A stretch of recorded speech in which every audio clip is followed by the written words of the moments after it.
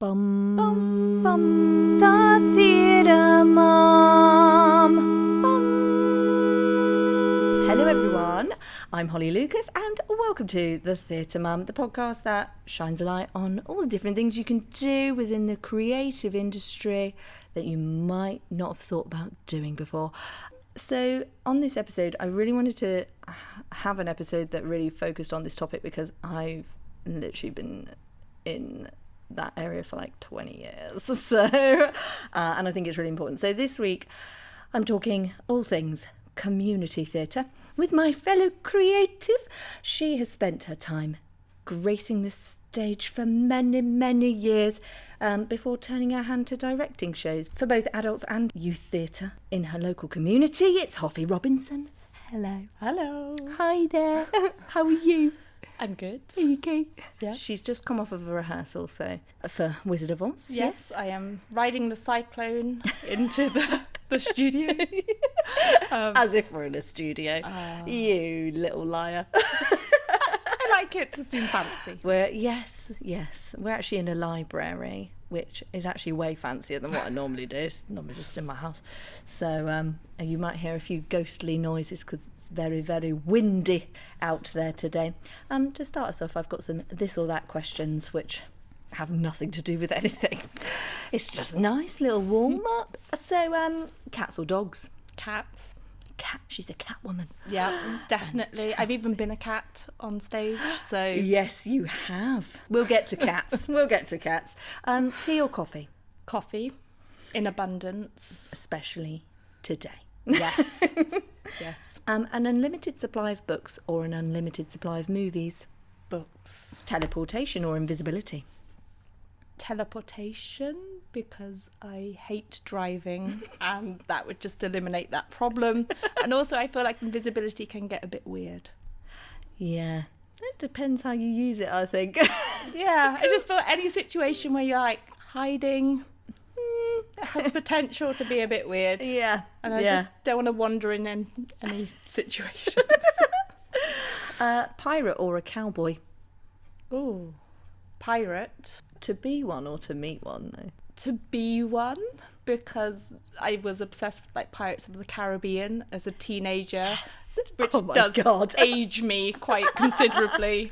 I've not watched that film for ages. I loved that film. The original one, not the No. subsequent ones. Just the first one. The Black Pearl. Yes. I remember watching it about 5 times at the cinema. Oh my God. Yeah. Proper obsessed. I really loved Orlando Bloom at that time as well. That was off the back of his Legolas stint, Yes. you know. Time travel to the past or to the future? Past, just again, it seems the safer option. A pet dragon or a pet unicorn? No. None of them. Neither. I have 2 small children. I do not have time for pets. They are the pets. I don't care if it's a dragon or a unicorn. They'd have. I don't want it. If I had to have one, I'm like, which is more self-sufficient? Which one can just be out there in the wild? Yeah, not cost me any money. Yeah, I don't have to visit it too often. Something antisocial. Yeah, I mean, maybe a dragon is... I feel like they like to cave or they fly off. They can fly off. If it's hungry, it's just like a cat, you know? Yeah, they help themselves to things. Exactly. So maybe that's a better option, but I don't want to be involved. Don't give me any more responsibility. No, I've got enough. Narnia or Neverland? Neverland. Pirates. Pirates, of course. Vampire or werewolf? Probably vampire, because werewolves are a bit dog-like. I mean, it depends what type of vampire you're going for, really. Yeah, I mean, there's a range, isn't there? There's a range of vampires, and not sparkly. I did something more Dracula-y. Yeah, big maybe gothic interview with a castle. vampire type, Yeah. you know, perhaps. Something about them. And my last one is be able to talk to animals or understand any foreign language. Foreign language, because it would take away some of the worry from travelling, because then you can just talk to Yes. people and they'd understand. Yes. And that's like an enjoyable thing rather than being there like, oh, I don't know how to talk to you. Yeah. How do I communicate this thing? Yeah, I mean, animals probably are fine too, but as a useful thing. There's actually. only so many times you could listen to like a dog say, "Oh, a ball, a ball." Or, let me out. I mean, didn't these people watch Up? You know, Yeah. squirrel. I don't want to make assumptions about what animals think. Of course. But I'm just assuming it's not quite the same as what people think, and therefore I'd rather talk to people. That is fair. Bum, bum, bum, bum. We're on to actual questions that people might find helpful. Helpful or unhelpful. Either or, it might put you off. I don't know. Yeah, it could do. We'll soon find out. So tell me, what first got you into performing? Well, it was actually a friend of mine who was just like, "Oh, I'm going to try out for this show. Do you want to come along?" And I was an incredibly shy teenager, and I was just like, "Oh, yeah, why not? You know, I'll just go along." Fine. And then that friend pulled out of that show because she was going on holiday for show week. But I was like, well, I've committed to this now. I'll keep going. Yes, I better. And then, like, what is it, like 25 years later, I'm still there. Whereas she's moved on with her life and went on numerous holidays. And you have performed in some very good shows over the years. Cats being one of them. Mm-hmm. Wizard of Oz, which although I know you're directing Wizard of Oz right now, aren't you? Yes, it's me and my sister co-directing. Co-directing. Yeah, half the work, twice the fun, maybe. So people say. So people say. Have you got any favourites that you've been in? Probably The Wizard of Oz. I played the Scarecrow. Fantastic. So it was a pretty good role. I did like Cats as well, because me and my sister got to play sister cats on stage, which is always a win. I mean, I hope you both get on really well. We do now. Not always as children or teenagers, but now, yes. Have you got any favourite roles that you've played? Probably Jean Brodie in The Prime of Miss Jean Brodie.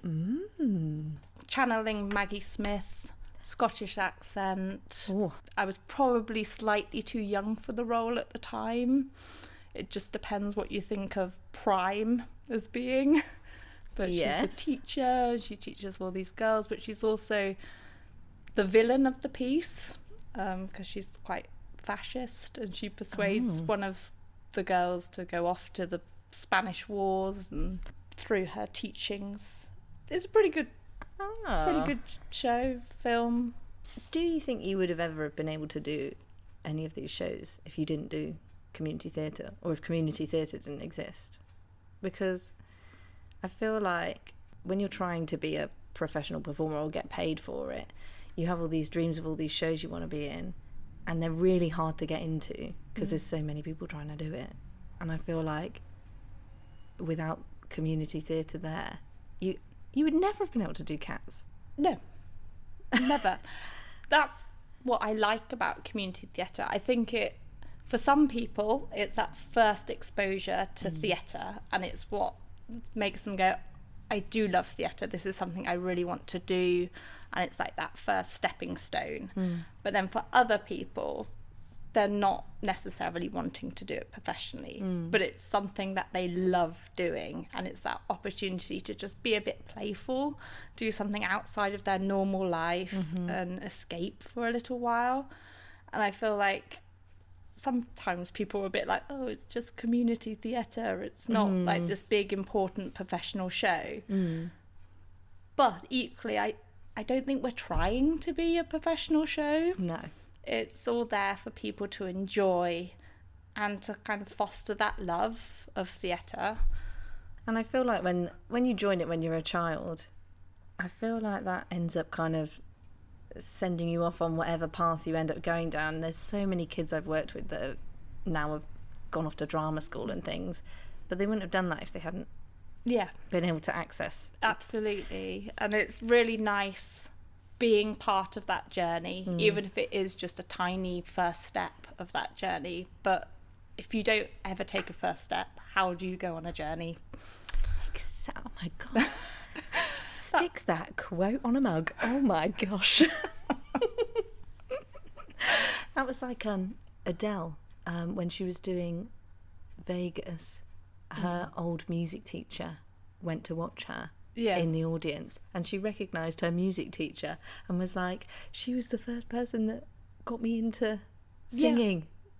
That's the thing. Like- Somebody like has that to be teeny that tiny person. thing. Yeah. So you just have to make it a really positive experience, because Yeah. you don't know who is in this room and who is going to be going on to be Adele.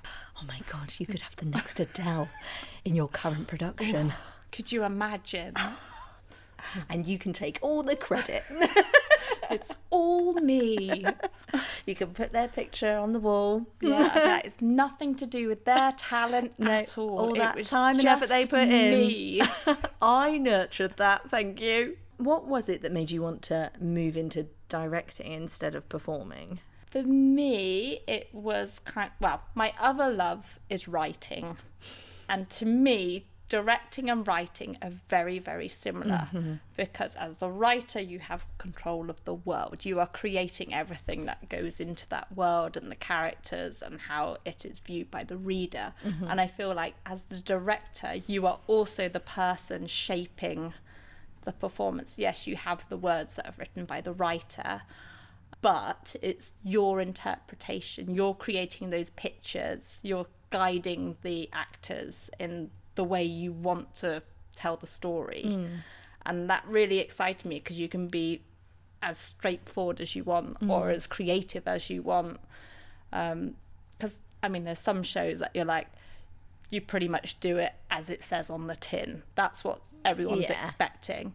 But then you can have other shows, like if you do a Shakespeare, for example, there's so many options of how you can present that. And I think audiences aren't necessarily expecting you to be wearing your Elizabethan outfits and doing it in a traditional way. Yeah. People are used to so many different ways of interpreting those scripts. And then as a director, it's exciting, because you're like, well, how do I want to tell this story? What bit of this story is interesting to me and is telling the audience something about the world, where we are, what we're going through right now. So it's always like, why this script? Why now? Yeah.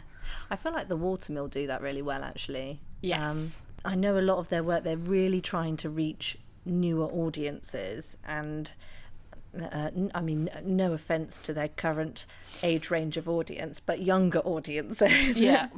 So which is why they did Lord of the Rings, for example. Yeah, which was amazing. That was amazing, and I'm so excited for Chitty Chitty Bang Bang. I am, but I also was quite keen to direct a production of Chitty Chitty Bang Bang, and now I can't do it. You can't do it this year? Not in the next few years, for definite. Dang. I just want that car flying over the gardens. Yes, I'm excited to watch it, but also I wanted to fly my own car. I can't believe they didn't consult you first. I know, it's really rude. So rude, honestly. Is it a show that makes you want to direct something, or is it just actually the action of directing? Are there like particular shows that really, when they come around and you think, yeah, I want to direct that one, actually, I'll put my name in the hat? It's difficult for me, because usually I'm just the default. Like, I'm not You sure did it there's once and now you're I'm in not it. sure there's like a whole line of people queuing up to be the Volunteering director. their time. Is the problem. It really depends what it is. When it comes to like the town show, which is like the big musical that we do with adults and children, so that's from age 8 to 80, what we put on is quite dictated by the fact that we need to accommodate that massive age range. Yeah. And hopefully have roles that would fit all those different people. Yes. Which is a big challenge. That is very difficult. Yeah. Because, there's so many shows that it might have, like, 2 main characters. Yeah. And they're very male heavy, a lot of the older shows. And, God, there's so many women. Exactly. Always. And so many really talented women. And I always felt like it was the women that always missed out. Yeah. Because there'll be, like, 1 female part and 5 men. Yeah. And so often it would be like, oh, well, we're going to use all the men because we want to encourage them and because this character's male. And even if they're not quite right for that role, but they are a male. yes. Which fits the bill. Yeah, not to disparage men in Yeah. community theatre, but I do feel like they get all the luck. Yeah. You know, They do. they do. I don't think that's a secret, though. No. Like, It's not very fair. if you look at a group, like, if you got the whole group together, probably like 5% is men. Yeah. And they come and go depending on the show. Like, if it's a show that lots of the men really want to do, suddenly they all come out the woodwork. But then you go and do Sister Act. Where have they all gone? Where have they gone? Yeah, it's funny. It's like my husband also performs. He's been approached by people who want to get him in the cast. Does that ever happen for women? Not very often. You're not coming knocking on my door, are you? No. I've never had anyone be like, oh, we've thought of you. Would you come along? Yeah. Because they've already got the other 50 women that are auditioning. Yeah. Whereas he's had all sorts, you know, they're like, oh, we're putting on the egg show. Come along. We'd like to see you there. Okay then. Right then. But that's where I think, like, actually, especially in community theatre, why they can't just gender swap Yeah. is baffling. And I know that in some of the licenses, I don't know if you're not allowed to, but I know, like, in Spamalot, they added into the license that, because it is such a male-heavy show, Yeah. that you are allowed to cast women in these roles, or non-binary people. See, one of the things that I did when I took over as director, I had 2 rules. I was like, I want to cast the best person for the role, irrespective of gender, age, whatever, doesn't matter. Usually in the license it just says that you cannot change the gender of the character, not specifying the gender of the actor who's playing it. So as long as, you know, say I was coming along to play Bob, as long as I was pretending to be a man called Bob, it wouldn't matter that I'm actually a woman. And so I was really keen to be like, actually, we're doing this for fun. There's a lot of women and there's a lot of talented women. I'd rather give the best person the opportunity, not just the person that happened to be the right gender for the role. Which I didn't think was very revolutionary. But I don't think so either. Like, to me, that makes sense. If a person is happy to play a role of another gender, and you can play it authentically. Hello Shakespeare. I mean, come on. Indeed. And there's so many professional productions now where there are women playing traditionally male roles. Yeah. And nobody's like, oh, that's a bit... I can't believe you've done that. Maybe some people are, but... The thing is, we did have a bit of a snotty review once about our choice to have women playing male roles.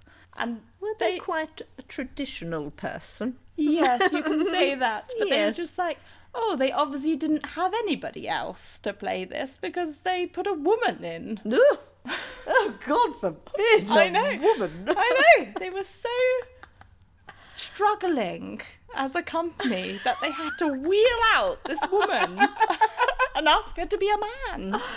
Oh, my God, that must have been awful. I know, you know, tell that to all the men that auditioned.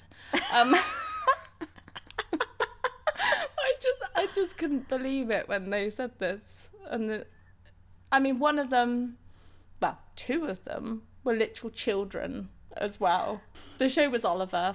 Oliver was played by a girl. Dodger was played by a girl. I've seen so many productions where Oliver is played by a girl, Yeah, though, because they're the exactly. best person. Yeah, that's the So thing. I didn't think that would be... I did not a think that problem. was revolutionary in the slightest. And yet, this review came in, and I was like, this is a bit sexist. And I had someone come back to me and be like, well, you know, it is just opinion. I was like, I don't mind if they don't like the show, but I do mind sexism. You know, you can hate it. That's fine. Yeah, if you didn't like how they performed it, that was absolutely fine. Yeah, but the whole comment was just about the this gender. was a woman. Yeah.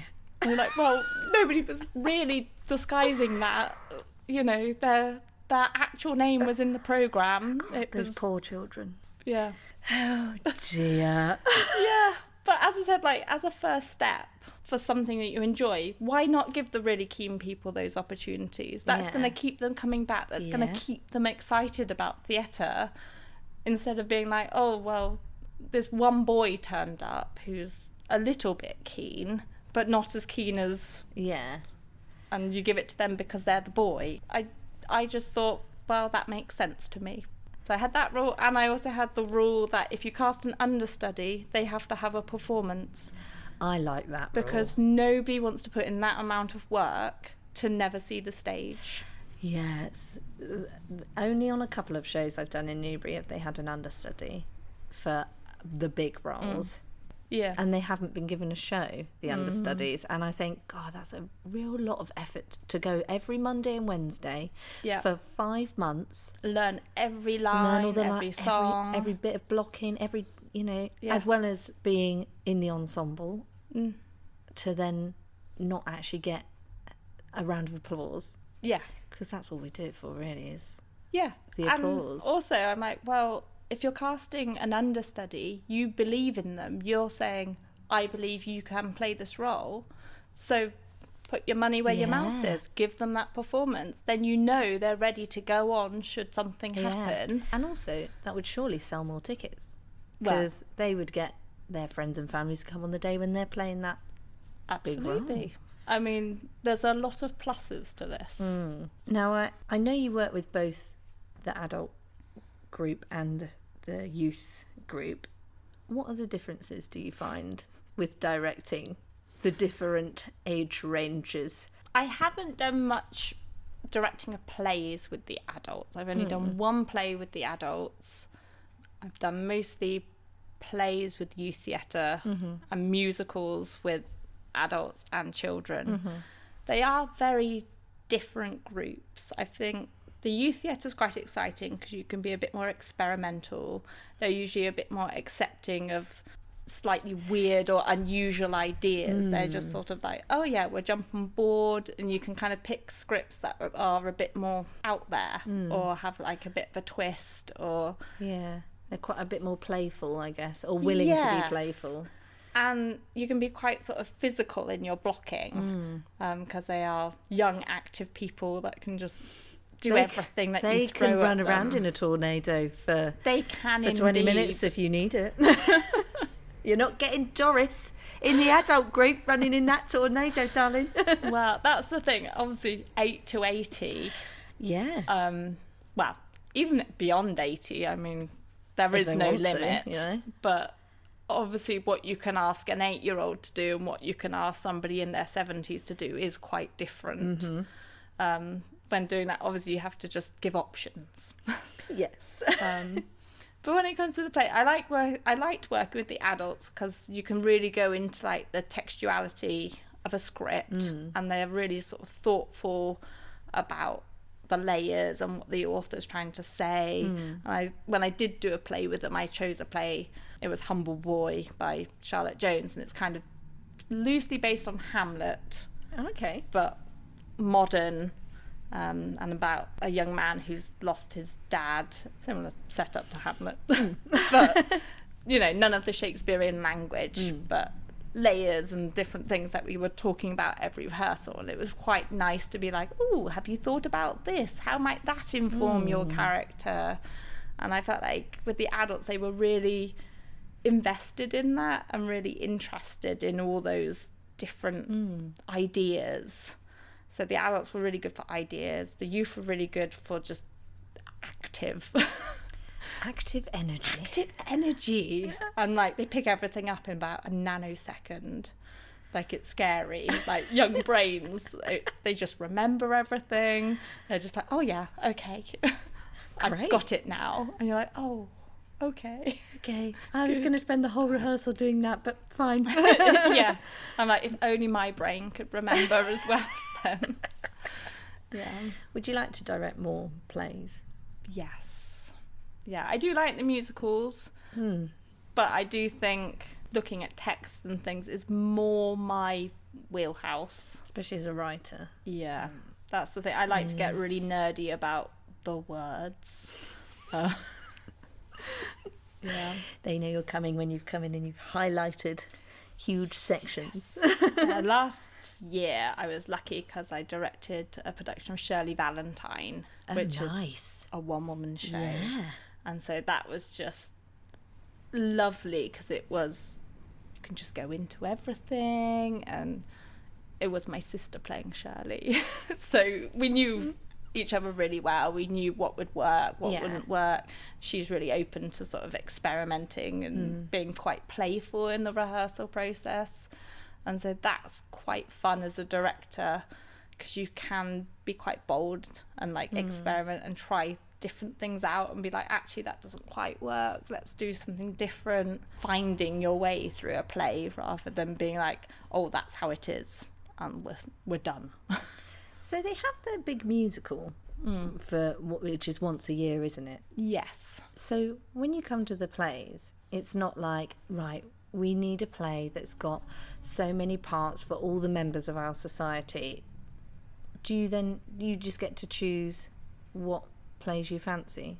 More or less, yes. That's so nice. Yeah, it's a bit freer than the musicals because it's sort of more one age category. Often with the youth there are young people playing parents, adults, because of course the nature of the show, but the audiences are usually willing to go along with whatever it is they're doing. This 8-year-old is President Roosevelt. Indeed. Why would you believe doubt that? it? As a performer as well, how does that influence your directing? Does it influence? I think it does. I mean, I do feel like sometimes I fall into that trap of being like, well, when I do it. And you don't want to be that kind of dictator. Yeah. Because obviously everyone has their own way. And their own interpretation of a role.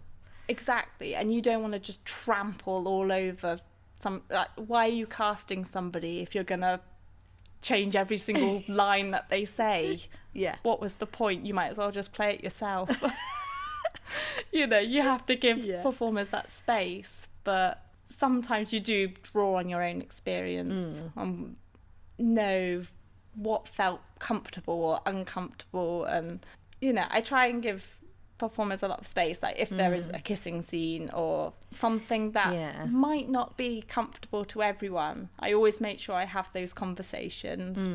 Always very upfront about it, because I just know that when I was a performer, sometimes you get to that rehearsal and you're like, you've built it up so much in the lead up. Oh no. And there wasn't that conversation. There was just this sort of, and get on with it. Yes, come on, and then you kiss, go on then. Yeah, and you're like, oh, okay. And everyone's looking at you. Yeah, and sometimes there's like a really awkward age gap. This is my first kiss ever. You've never, you don't know them very well. So that's kind of been at the forefront of my mind. And particularly working with young people. You never want to put young people in a situation that they're not comfortable with. Yeah. So it's just honesty, asking lots of questions. Do you do much performing still? I haven't performed for a few years. I did. I did end up on stage for one production because By accident?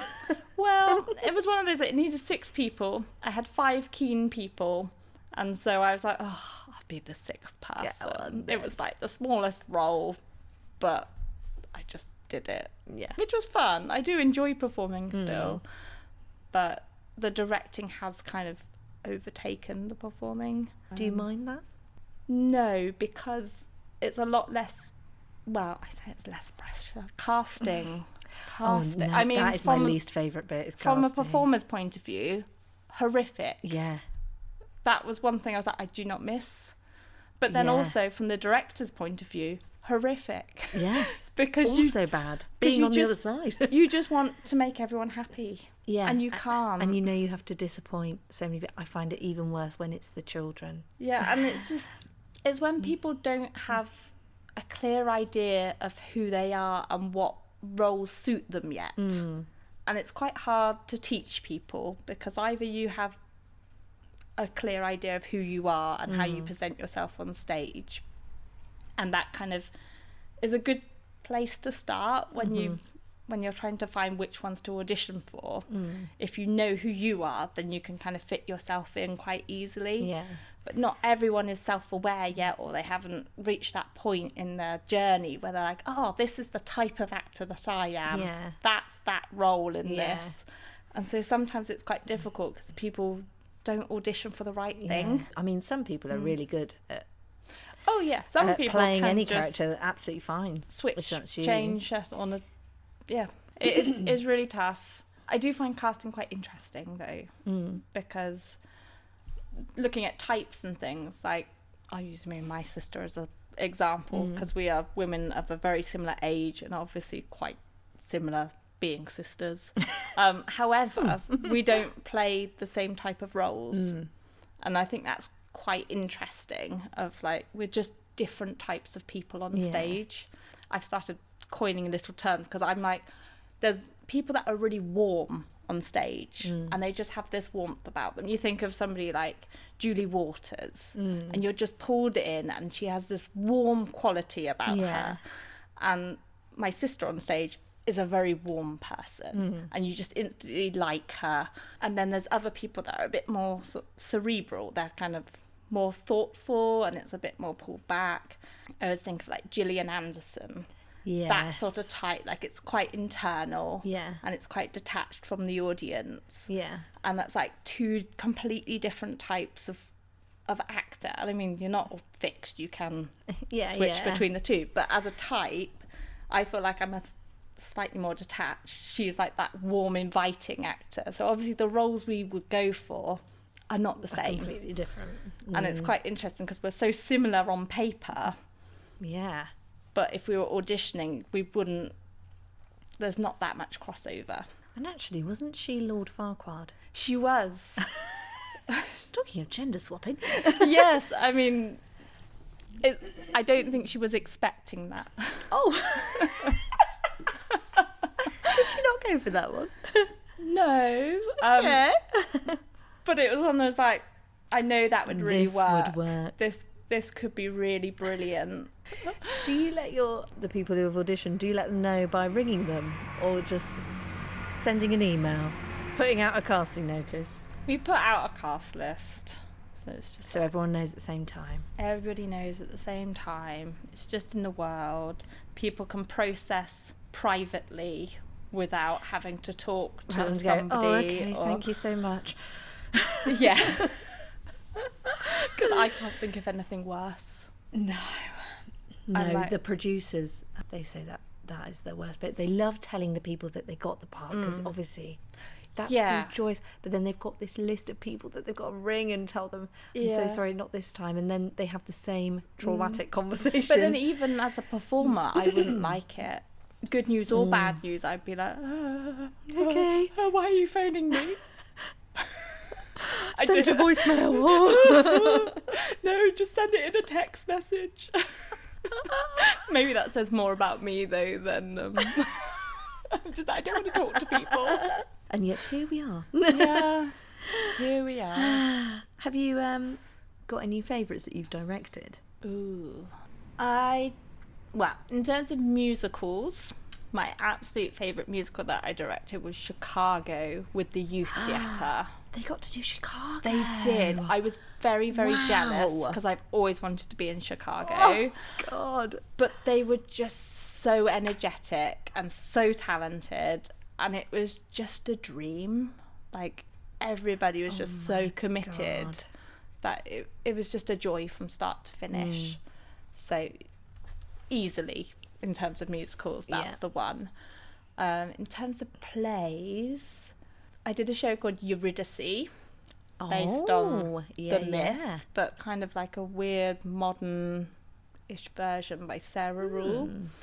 And there was like people being stones, and there's like this whole storyline with her dad, and it was like lots of things going on at once. But the way that I sort of envisioned it was like this kind of really, you can't see my hands moving. She's being very expressive, everybody. It was very dreamlike and flowy, and I don't know, I just really enjoyed how all the scenes kind of melted into each other, and the chorus were very much part of every moment and really made each scene what it was. So everyone was just on stage most of the time. That's all you want when you're in a... I mean, I think that's what people want.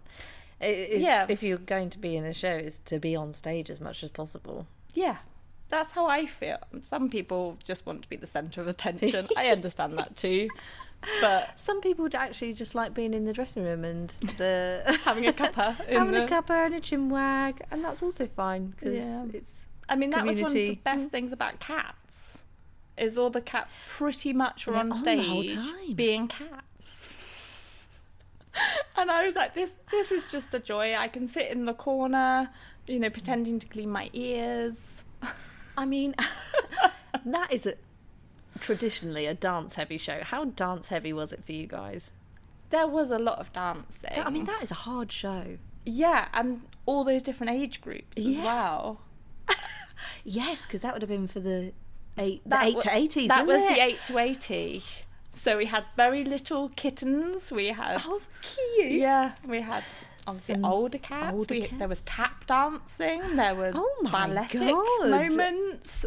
There was all sorts. Oh my goodness. Yeah, but it was a lot of fun. You also wrote a show that you put on, didn't you, called On Mother Kelly's Doorstep? Yes, you did. Oh, you've been doing research. Of course I have. I don't come to these things unplanned.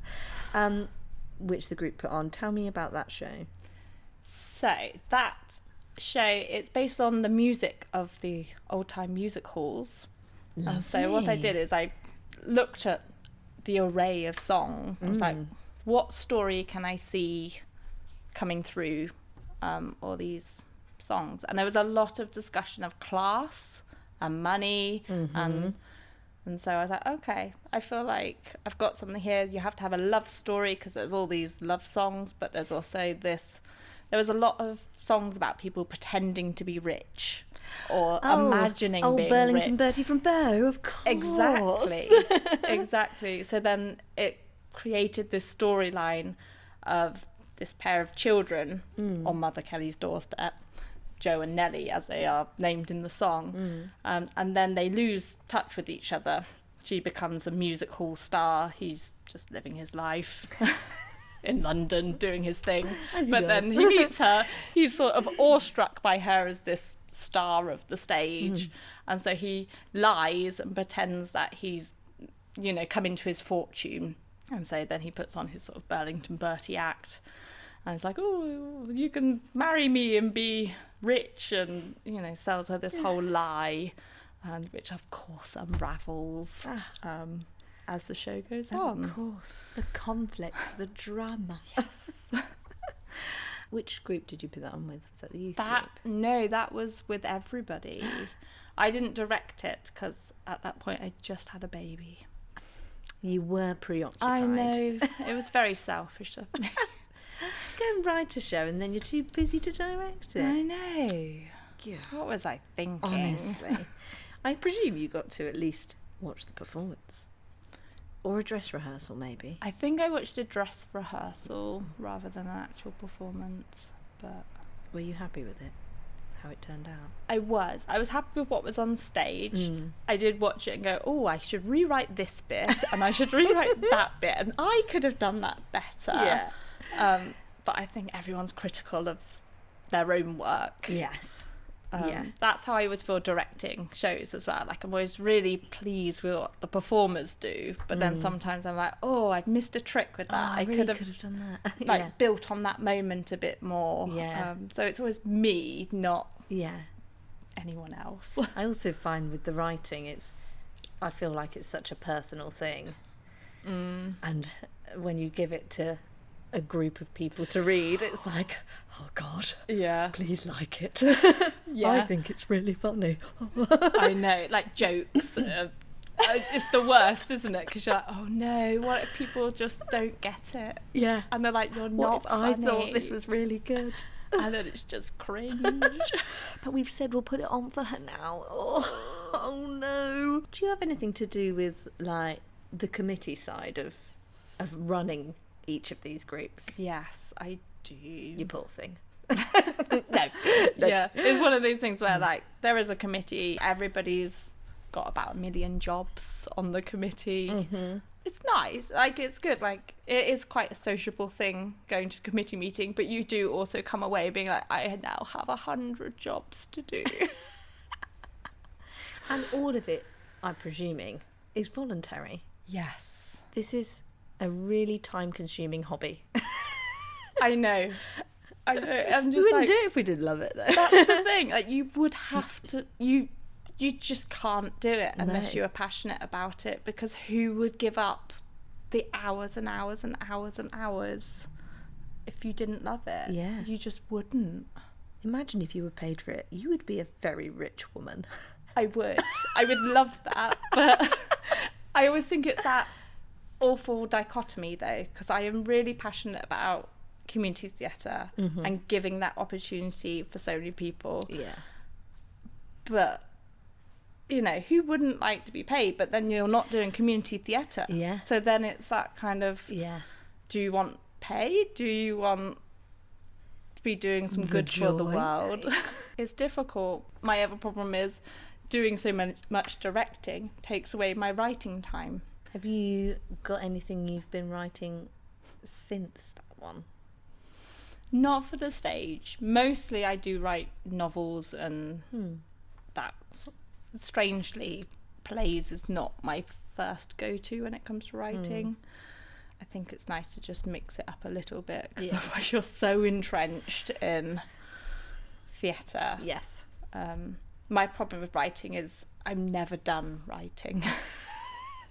I have This my is my 20th draft. Yes, I suffer from that. Oh, but it'd be so much better if I did it like this. And then you just fall down the rabbit hole, and then 27 drafts later, you're still going. Still going. Yeah. What sort of things do you like to write? Have you got favourite genres? Well, I've done some fantasy, but I also like more literary. And there's kind of like two camps depending what mood I'm in. Yeah. So the fantasy is like the fun, yay, I'm going to write whatever I fancy writing. What is the most fun thing I can say? But then literary I like because of all like the layers and the language. Yes. Have you managed to finish any? Several times. I finished this one 5 times. Yeah, which is not very impressive. It's really hard. It's like, Yeah, but you must find it as well. Like, how do Yes. you know when it's done? yeah, Never it done. never is. Or you think it's done and then you could sort of send it off to maybe some people to have a look and they go, and you're like, oh, maybe it's not done then. Yeah. Maybe I should revisit that. I'll put that on the back burner.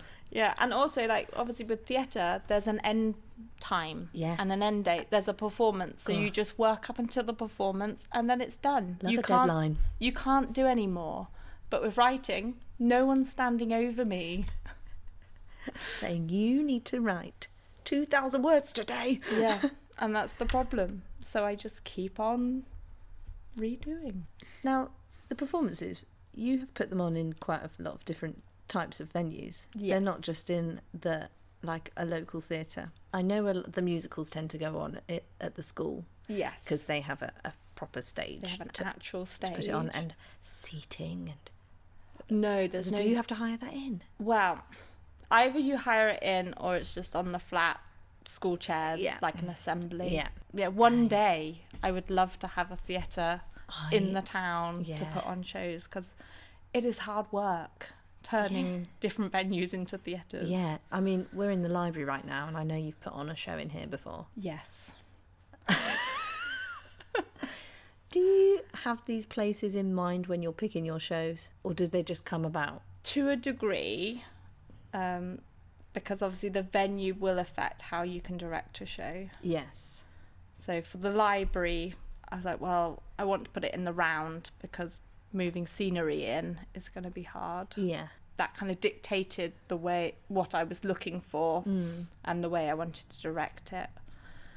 At the school, it's not a ginormous stage, but you can have staging. So again, that changes thing, but you have to be aware of like sight lines, and if you go down in front of the stage, if the seating is on the flat, then they can't see certain elements, and so you have to know in advance where it's going to go. But would you then approach the venues and say, hello, Hungerford Library or the youth group, hello, can I use your building? Are they quite willing to? Yeah, usually it's just a case of looking at their availability and be like, oh, I've noticed that you've got availability on these days. Can we do a performance? What is the rates and everything? Also, I'm going backwards. I'm just thinking, your sets and things, are they things that you guys all make yourself as well? Yeah, everything.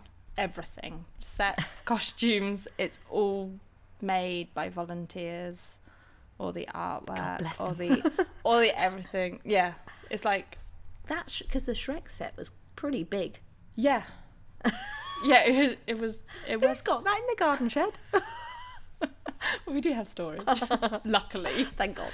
Luckily, but yeah, and the amount of hours of work that goes into creating everything, because I know some companies hire things in, but that's very expensive. It's very expensive, and we've just never gone down that route. It's always been homemade. Like a sausage roll. Everything within the group is created by the group, which is crazy but amazing.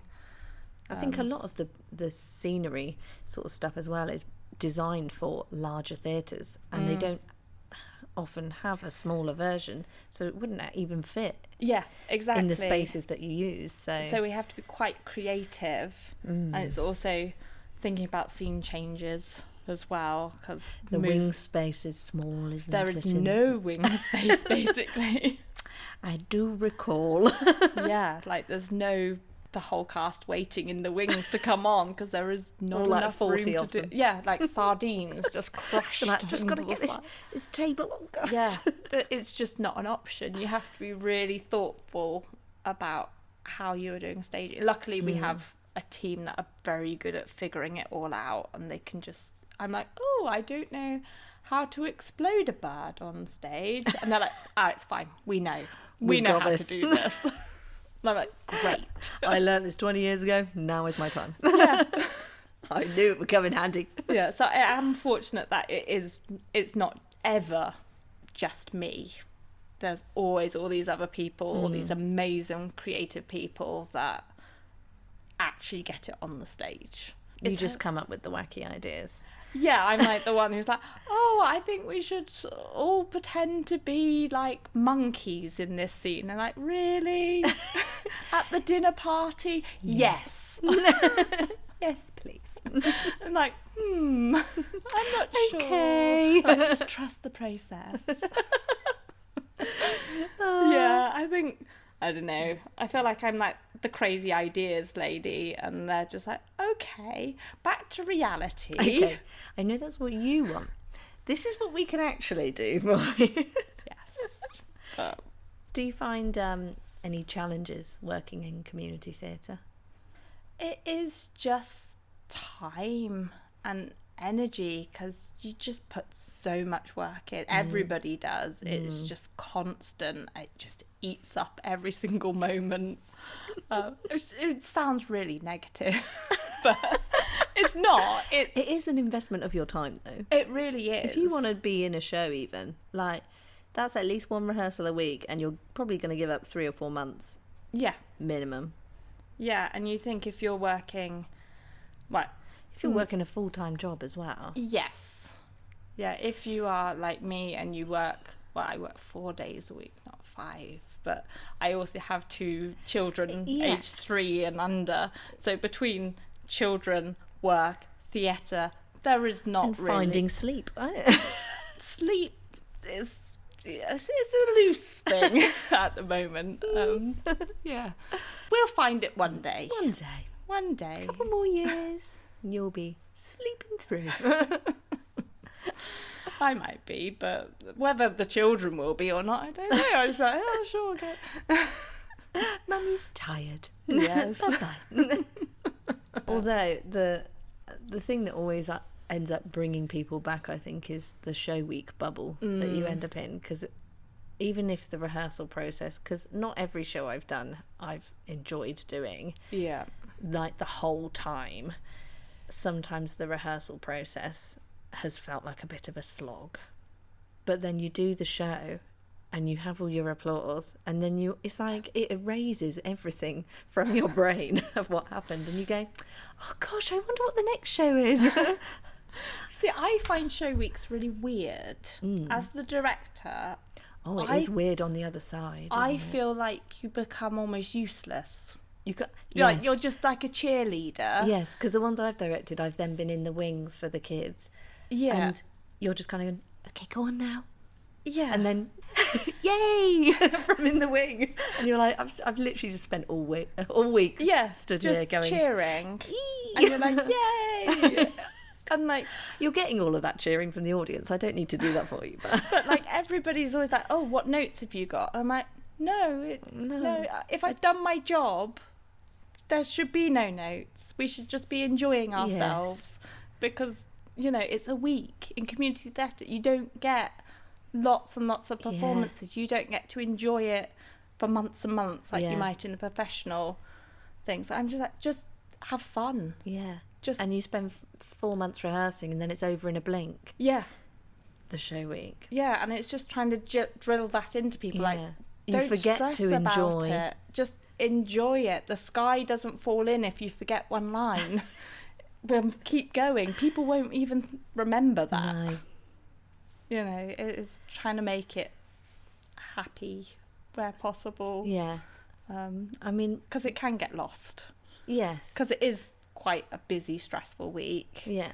And when everyone's throwing everything at it, then you're like, okay, we gotta get this on. We're almost there, guys. But you're like, no, just breathe, just enjoy. And actually, the whole reason we do it in the first place is because we enjoy doing it. And I think you do. And you mustn't lose sight of that, because otherwise, why are you there? Yeah. Why are you giving up your free time? Yeah. If actually you're not enjoying it. And if you're not enjoying it, nobody else is going to enjoy it, because that energy just stretches out to everybody else, doesn't it? Yeah. And you can't hide that. No. People pick up on it. Children really pick up on it. It is.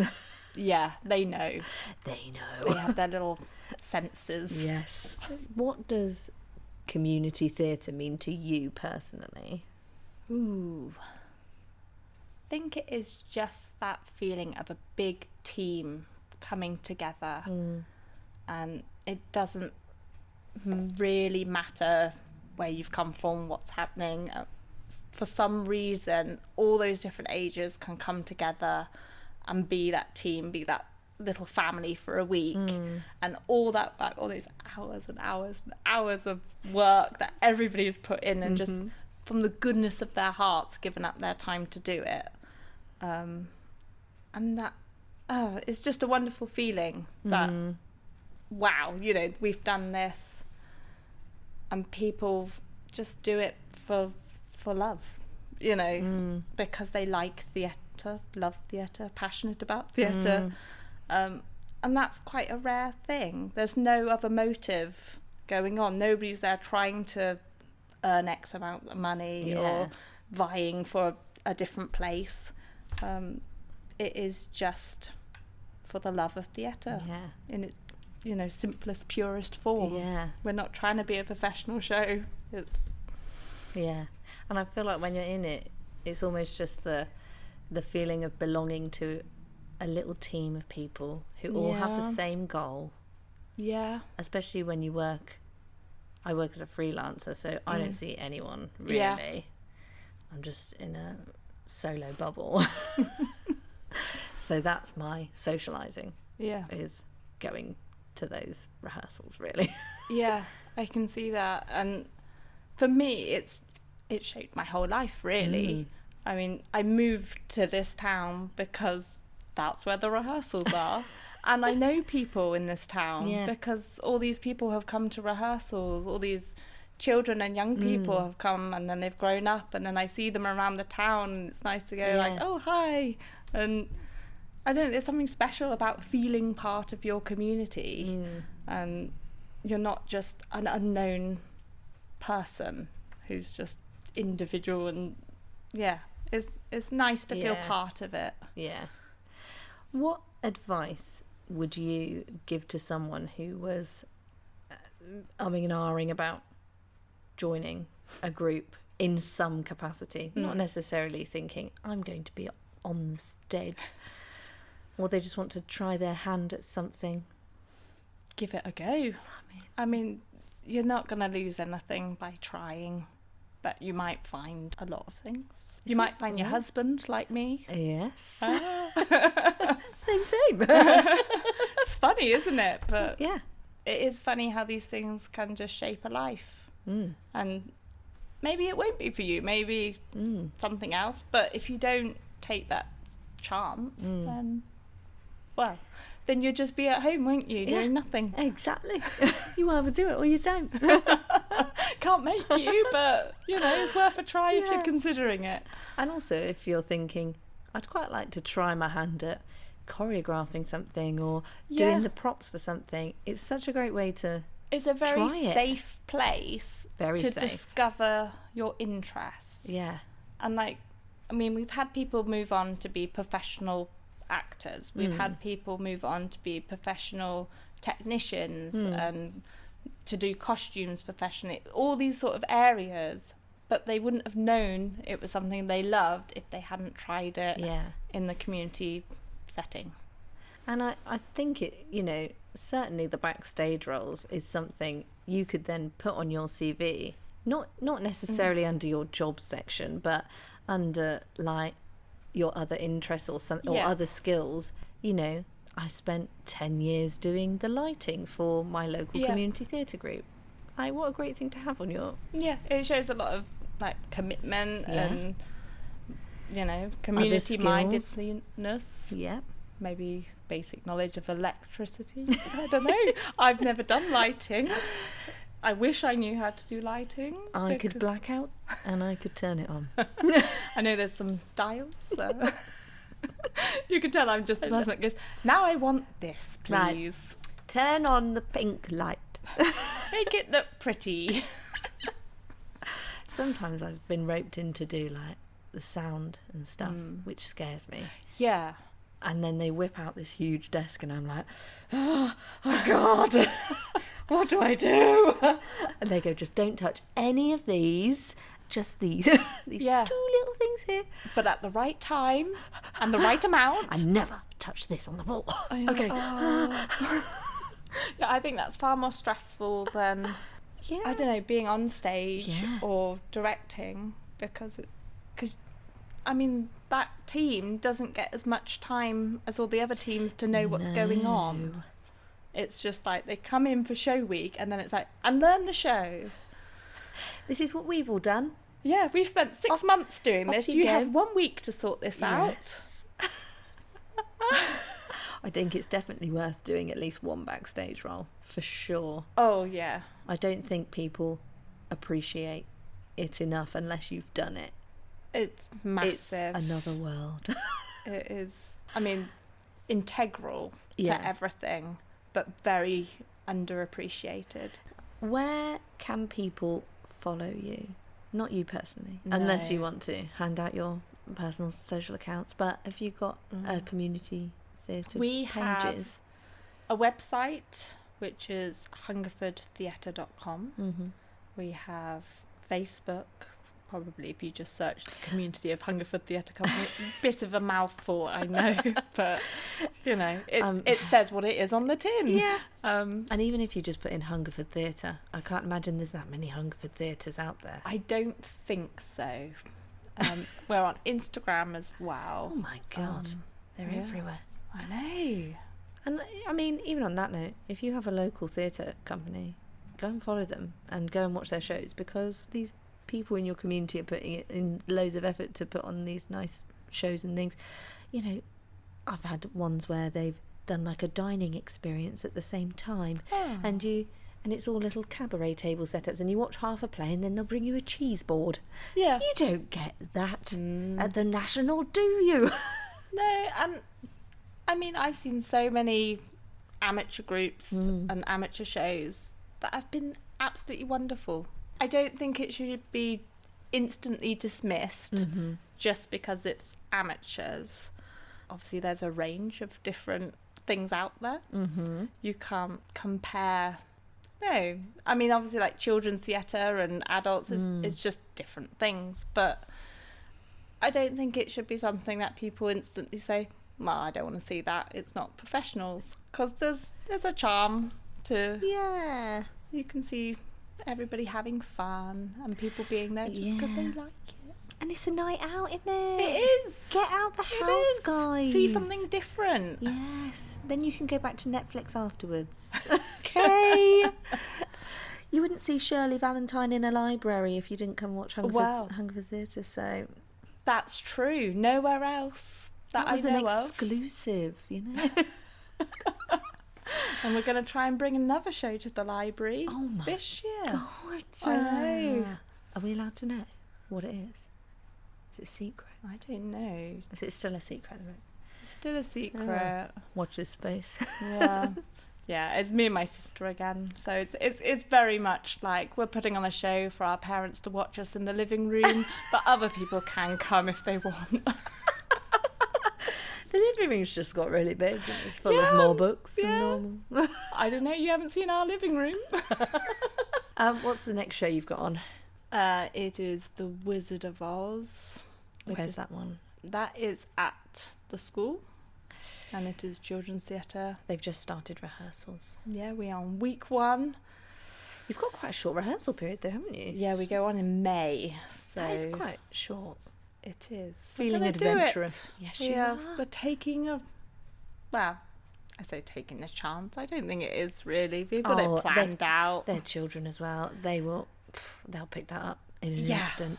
Now, do you listen to podcasts much? Sometimes.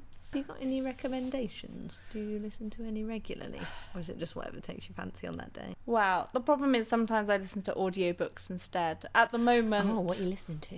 Ooh, what am I listening? Apart from my children. Well, I am partway through Prima Facie on audiobook. Yeah. How's that? It's okay. The problem is I'm often like doing washing up and chores at the same time, so then it's like, oh, I have to go back over that bit. Out and now I've come back. It's easier when you can see the words, I find, because then you can focus a bit better. I've really tried audiobooks, but I just get distracted. Yeah. And then I don't know what's going on unless it's a book I know already. And I just feel like listening to it again. Yeah, in terms of podcasts, I've been listening to this podcast. That's so nice of you. Yeah. I appreciate that someone's been listening. It's just me. Just over and over again. You. Multiple all of times. See. All those numbers you've seen. Weirdly. I'm just a big fan. I'm so pleased. Weirdly, I have had some listeners in like the US. Oh, it's just me. Teleportation. That's you. Yeah. Teleporting. Yeah. Thailand. Were you there? Yeah. Recently? That was fantastic. Oh, good. Bum, bum, bum, bum. We've made it. Thank you so much for giving up your time for this. It's fine. It's joyful to talk about theatre rather than doing theatre, because weirdly that rarely comes up. Yeah. that is odd. Yeah. Just too busy doing. No children. No, I sat here and nobody like wiped their snot on my leg. Aw, there's still time. Anyway, on that note, thanks so much for listening, everyone. And from one creative to another, break a leg, guys. Bye. Bum.